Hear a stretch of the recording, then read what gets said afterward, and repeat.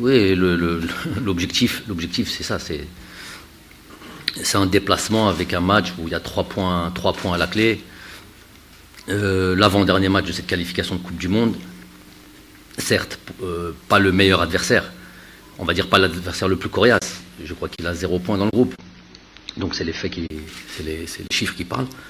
Mais voilà, toujours avec le sérieux, l'envie de faire le métier, le boulot bien comme il faut.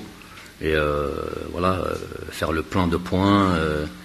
Ce match-là est aussi beaucoup au-delà même du résultat, qui est le plus important.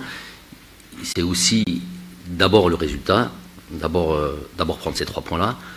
Et puis il y a plusieurs autres choses là-dessus. C'est une très très bonne préparation pour le dernier match aussi, puisque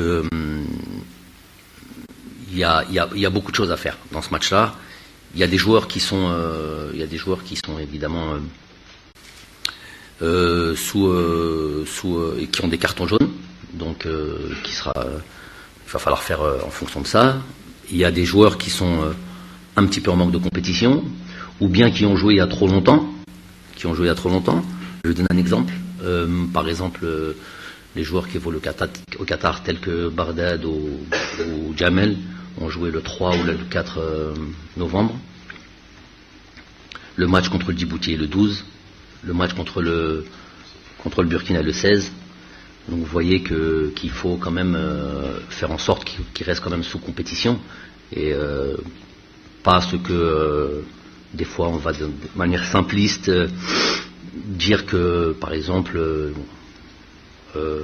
j'entends ici et là, j'élargis un petit peu les choses, allons-y avec une équipe B ou allons-y avec une équipe... donc il faut donner montrer beaucoup de respect déjà à tous les adversaires, ça c'est une chose. Et deuxième chose, le calcul est beaucoup plus compliqué, il y a beaucoup plus d'éléments. Et notamment ceux-là, par exemple, des joueurs qui ont joué il y a très longtemps et qui avant de jouer contre le Burkina Faso ont besoin de temps de jeu, des joueurs qui justement eux ont trop joué peut-être, et dans ces cas-là peut-être leur éviter de jouer ce match-là. Donc il y a plusieurs éléments. Je vous ai dit, 1, c'est avoir le résultat et gagner ce match-là, donc il faut une équipe compétitive. 2, il y a quand même le Burkina Faso qui arrive derrière, et il faut avoir aussi l'équipe la plus compétitive.